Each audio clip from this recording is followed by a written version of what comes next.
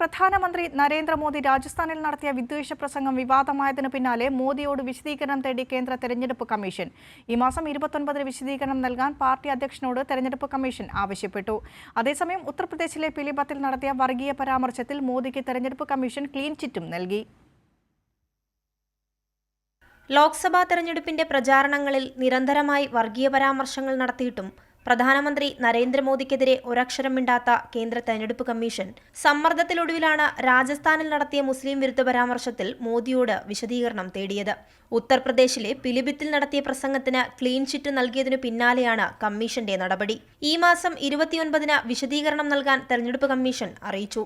CPIM അടക്കം നൽകിയ പരാതിയിലാണ് നടപടി. അതേസമയം രാഹുൽ ഗാന്ധിക്കെതിരെ BJP നൽകിയ പരാതിയിലും തെരഞ്ഞെടുപ്പ് കമ്മീഷൻ നോട്ടീസ് അയച്ചിട്ടുണ്ട്. വിവാദ പ്രസംഗത്തിന്റെ ദൃശ്യങ്ങളും ഉള്ളടക്കവും എഴുതി നൽകാനും ആവശ്യപ്പെട്ടിരുന്നു.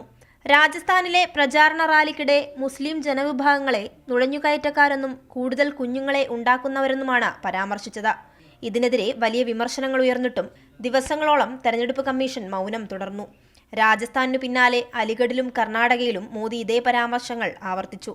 SC/ST OBC വിഭാഗങ്ങളുടെ ക്വാട്ട കുറച്ചുകൊണ്ട് മതത്തിന്റെ അടിസ്ഥാനത്തിൽ 15% സംവരണം നടപ്പാക്കാൻ പദ്ധതിയുണ്ടെന്നും മോദി ഇന്നലെ നടന്ന 3 റാലികളിലും ആവർത്തിച്ചു.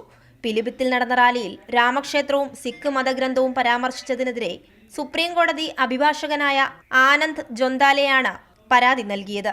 മതം പറഞ്ഞു വോട്ട് പിടിക്കുന്നെന്ന തെരഞ്ഞെടുപ്പ് കമ്മീഷൻ നൽകിയ പരാതിയിൽ അദ്ദേഹം ചൂണ്ടിക്കാണിച്ചു. എന്നാൽ പരാതി പരിഗണിക്കാൻ പോലും തയ്യാറാകാത്ത തെരഞ്ഞെടുപ്പ് കമ്മീഷനെതിരെ അഭിഭാഷകൻ ഡൽഹി ഹൈക്കോടതിയിൽ ഹർജി നൽകിയതിനു പിന്നാലെയാണ് മോദിക്ക് പിന്തുണ അറിയിച്ച് കമ്മീഷൻ രംഗത്ത് വന്നത്.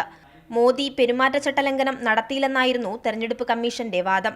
ഇലക്ട്രൽ ബോണ്ട് അഴിമതിയിൽ നിന്നും രാജ്യത്തിന്റെ ശ്രദ്ധ തിരിച്ച് ഉത്തരേന്ത്യയിലെ ഹിന്ദു വോട്ട് ബാങ്ക് ലക്ഷ്യം വെച്ചുകൊണ്ടുള്ള മോദിയുടെ നീക്കത്തിന് തെരഞ്ഞെടുപ്പ് കമ്മീഷനും നിലയുറപ്പിക്കുകയാണ് എന്ന ആരോപണം ശക്തമായ സാഹചര്യത്തിലാണ് രാജസ്ഥാനിലെ പ്രസംഗത്തിൽ മാത്രം കമ്മീഷൻ വിശദീകരണം നൽകാൻ ആവശ്യപ്പെട്ടത്. കൈരളി ന്യൂസ്, ദില്ലി.